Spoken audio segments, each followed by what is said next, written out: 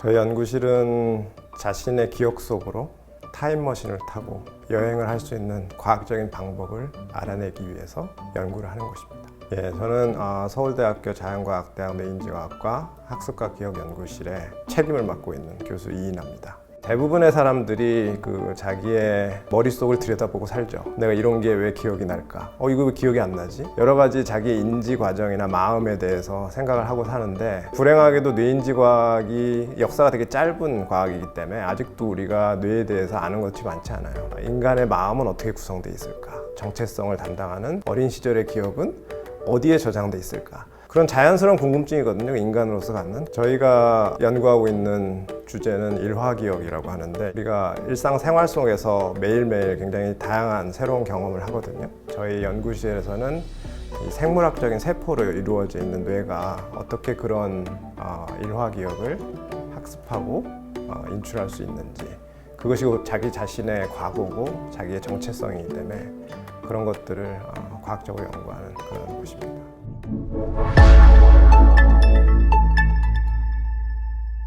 안녕하세요. 저는 서울대학교 자연과학대학 뇌인지과학과 학습과 기억연구실의 석박통합과정 박은혜입니다. 같은 연구실의 석박통합과정 황혜리라고 합니다. 밴드라고 할 수 있을 것 같습니다.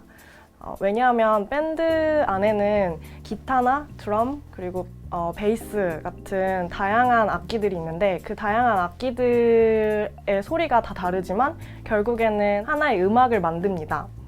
저희 연구실에도 다양한 전공을 가진 학생들이 있는데요.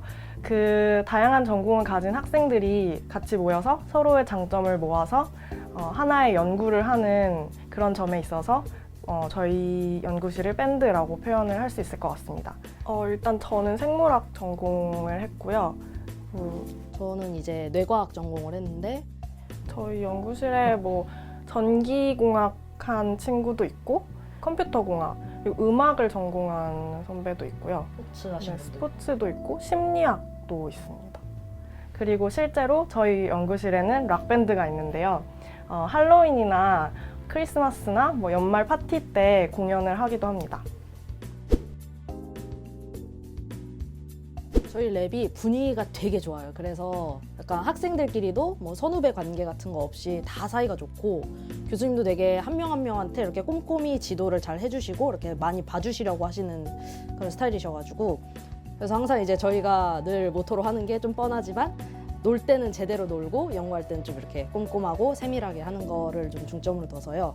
한 달에 한 번씩 이렇게 랩 액티비티 데이 같은 게 있는데, 그러면은 이제 저번에는 그래서 오후까지는 되게 열심히 막 실험도 하고 일도 하고, 저녁에는 이제 교수님이랑 학생들이랑 다 같이 나가서 볼링 한 판 하고 이런 식으로 서로 추천하는 영화 있으면 영화도 같이 보고. 저희가 VR을 하다 보니까 그 VR 요즘에 체험 같은 거 많이 하잖아요. 그런 것도 한번 가자고 얘기가 있었긴 했습니다.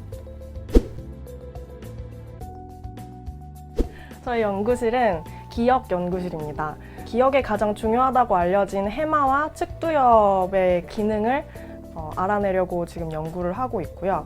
살아있는 쥐에게 기억 과제를 학습시켜서 그 쥐가 그 기억 과제를 수행하는 동안에 뇌세포의 활동을 측정하고, 그리고 뇌 영역의 기능을 알아보는 연구를 하고 있습니다. 기억 과제는 가상현실에서 주로 제작을 해서 저희가 수행하도록 하고 있는데요. 여기 뒤에 보이시는 것과 같은 이런 가상현실 환경을 제작을 해서 쥐들이 이 안에 들어가서 어떤 특정 과제를 수행해야지만 보상을 얻을 수 있는 그런 게임 같은 것을 수행을 합니다. 그래서 예를 들면은 숲 환경에서는 버튼 A를 눌러야 보상을 얻을 수가 있고, 도시 환경에서는 버튼 B를 눌러야 보상을 얻을 수 있는 그런 기억 과제를 수행을 하고, 그 과정 중에서 어떤 전기생리학적인 방법이나 광유전학적인 방법을 사용을 해서 테스트를 진행을 하고 있습니다. 행동실험은 사실 살아있는 생물체를 다루는 일이기 때문에 매일매일 쥐들을 케어를 잘 해줘야 됩니다. 만약에 쥐를 케어를 하지 않으면은 쥐가 굶을 수도 있고 아니면 이상한 행동을 할 수도 있기 때문에 매일매일 쥐의 안부를 체크를 해야 되고요. 그리고 잘 꼼꼼히 챙겨줘야 합니다. 제 연구에 막중한 책임의식을 느끼고 있습니다.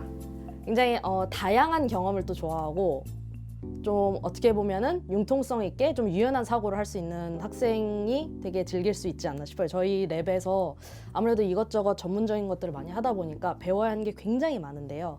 컴퓨터 이렇게 코딩 같은 것도 할 줄 알아야 되고 회로도 만질 줄 알아야 되고 동물도 만질 줄 알아야 되고 이제 그런 것들을 다 일일이 배우는 거는 기본이고 저는 이제 실험실 세팅 같은 걸 하면서 제가 무슨 천의 종류나 빔 프로젝터의 성능 이런 것까지 공부를 해야 될 줄은 몰랐어요. 그래서 그런 것들, 그런 예상치 못한 경험들도 즐길 수 있는 사람이면은 굉장히 좀 재밌게 연구를 할 수 있는 상황이 아닐까 그렇게 생각합니다.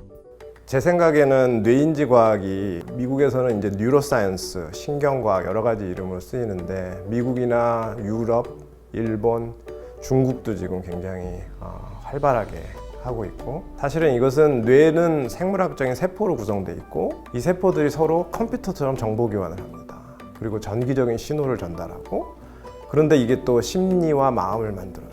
제가 지금 열거한 것만 보더라도 전통적인 대학의 학과나 학부가 홀로 다루기에는 어려운 학문이기 때문에 뇌과학이나 뇌인지과학이 발달한 나라는 사실은 여러 가지 그 다른 분야의 과학들이 아주 자유롭게 넘나들면서 연구를 하는 분위기가 잘 마련되어 있는 그런 선진국인 경우가 많아요.